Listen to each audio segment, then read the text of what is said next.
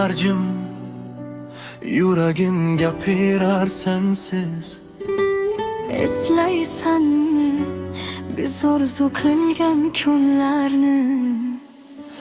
Ko'chalar ham seni eslatadi, har bir qadam yüreğimni ezadi. Ketding sekin, bir so'z demading, meni sevib nega tashlab ketding? Ko'zlarimda qolgan armonlar bor, senga aytolmagan ming savollar bor. Sevgi ba'zan yig'latarkan insonni, men ham yo'qotdim o'zimni. Birga yozgan xatlarimiz yondi, Yurak esa hali seni kutmoqda. lekin vaqt ortga qaytmaydi endi.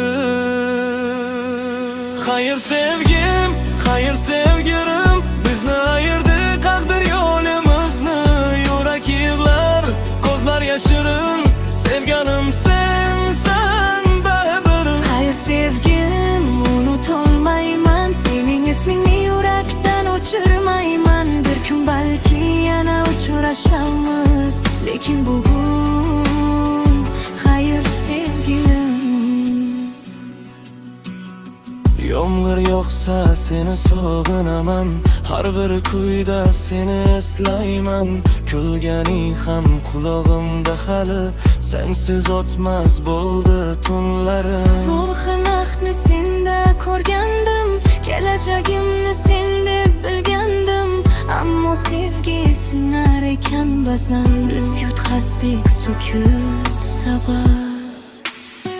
Ayta olmadim ketmadi, Men ham qol olmadim senda. sevdik ammo kech qoldik. Hayır sevgim, hayır sevgilim, ko'z yosh bo'ldi barcha orzularim. Yuragimda qolasan baribir, sensan mening ilk sevgim. Hayır sevgim, vaqt ham davolamaz, bu muhabbat hech qachon unutilmas.